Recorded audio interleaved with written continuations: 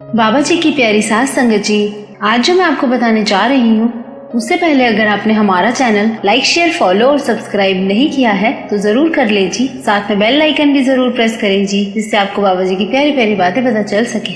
और लाइक करना बिल्कुल ना भूलें जी। वो कहते हैं ना, कट जाएगा ये वक्त भी, परेशानी की क्या बात है, बाबा जी की मेहर के आगे गमों की क्या औकात है। मैं आपको एक ऐसी घटना बताती हूँ जिससे आपको गर्व महसूस होगा कि हम उस मालिक के बच्चे हैं जिसके आगे सारी नेगेटिव ताकतें फेल हैं। तो ये प्यारी सी घटना ये है, अब्दाली नाम तो आपने सुना ही होगा। हुकूमत का उस वक्त का वो मालिक था। उसने जब सुना कि थोड़े से सिख भी पूरी मुगल सेना को यूं चुटकियों में खत्म कर देते हैं, तो उसने आर्टिस्ट को बुलाया। उस वक्त के आर्टिस्ट वो होते थे जो नाटक मंडली में काम करते थे। तो जब अब्दाली ने कुछ आर्टिस्ट को बुलाया और उनसे कहा, मुझे बताओ ये सिख लोग लड़ते कैसे हैं, वो सब करके दिखाओ, उनकी लड़ाई का स्टाइल देखना होगा। और आर्टिस्ट तो होते ही इसलिए हैं कि हूबहू उसी स्टाइल में करके दिखा देते हैं। तो अब्दाली ने उन 40-50 आर्टिस्ट से कहा कि मुझे सिख बनकर बताओ कि सिख लड़ते कैसे हैं, रहते कैसे हैं, वो सब करके दिखाओ और सिखों की तरह युद्ध भी करके दिखाओ हमारे सैनिकों के साथ।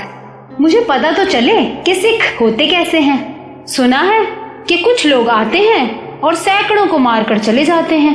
और अब्दाली का ये काम था कि वो दिन में जाकर गांव को लूटता और उनकी बहू बेटियों को उठाकर बंदी बनाकर ले आता था।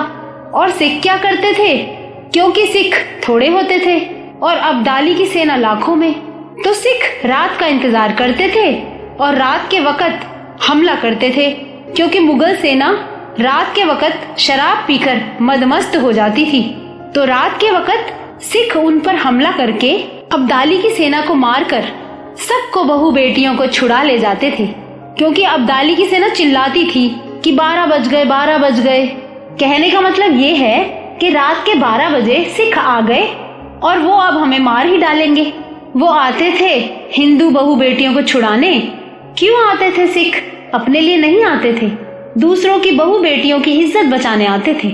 तो घटना के अनुसार अब्दाली ने कहा, मुझे करके दिखाओ कि सिख कैसे करते हैं, किस तरह से रहते हैं, कैसे लड़ते हैं।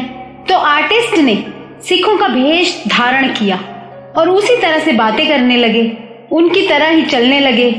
आर्टिस्ट जो ठहरे, अब अब्दाली कहने लगा, ठीक है, अब सिखों की तरह युद्ध करके दिखाओ। तो आर्टिस्ट बोले, सिख युद्ध से पहले अरदास किया करते हैं। तो अब्दाली कहने लगा, करो अरदास। तो ये 40-50 आर्टिस्ट थे और इन्होंने अरदास की सिखों के जैसे खड़े होके। अरदास करते हुए बोले, जैसा सिख अरदास करते हैं, अरदास में ही बोले कि युद्ध करने जा रहे हैं, गुरु महाराज जी हमारी फतेह हो, हमारा एक एक सैनिक सैकड़ों को काटे, डरे नहीं। और यह अरदास करके युद्ध शुरू कर दिया और उन्होंने सचमुच अब्दाली की सेना को खत्म कर दिया। वह मेरे सतगुरु। अब्दाली चिल्लाता रह गया, बस करो, बस करो, हो गया, मैं समझ गया हूँ। पर कोई नहीं रुका और वो मारते रहे। आखिर में जब ये नजारा खत्म हुआ तो अब्दाली बोला, तुम्हें क्या हो गया था? तुम्हें कहा था नाटक करके दिखाओ और तुमने हजारों मेरे आदमी मार दिए। तो आर्टिस्ट बोले, पता नहीं क्या हुआ, जब अरदास की तो मन जुड़ गया था। अरदास में कौन सी शक्ति वर्ती वो ही जाने। एक दिखावे के लिए अरदास की और उनका मन जुड़ गया। अरदास की ताकत देखो कि करनी में आ जाती है। तो बाबा जी की प्यारी साध संगत जी, ये जो अरदास में ताकत होती है, ये इंसान को कहां से कहां पहुंचा सकती है। वो कहते हैं ना कि अगर सच्चे मन से अरदास की जाए तो कायनात भी उसे पूरा करने में जुट जाती है। तो यहाँ तो उस सच्चे पिता, उस परमात्मा के सामने अरदास है, तो पिता क्या सुनेगा नहीं अपने बच्चों की? सच्चे मन से अरदास करके तो देखो, मालिक से मालिक को मांगो। वो तो पूरी कायनात का सृजनहार है, पूरी कायनात के मालिक हम बच्चों के सामने यूं ही आ जाते हैं। तो सोचो कितनी ताकत होगी हमारी अरदास में कि बाबा जी ने सबके मन की जान ली। तो बाबा जी की बहुत ही प्यारी साध संगत जी, अगर आपको ये वीडियो अच्छा लगा हो तो लाइक जरूर करना और इस वीडियो को ज्यादा से ज्यादा शेयर करना जिससे बाबा जी की प्यारी संगत में अगर कोई बहुत ही परेशानी या मुसीबत से गुजर रहा हो तो यह सुनकर उसको बाबा जी पर विश्वास और दृढ़ हो जाए।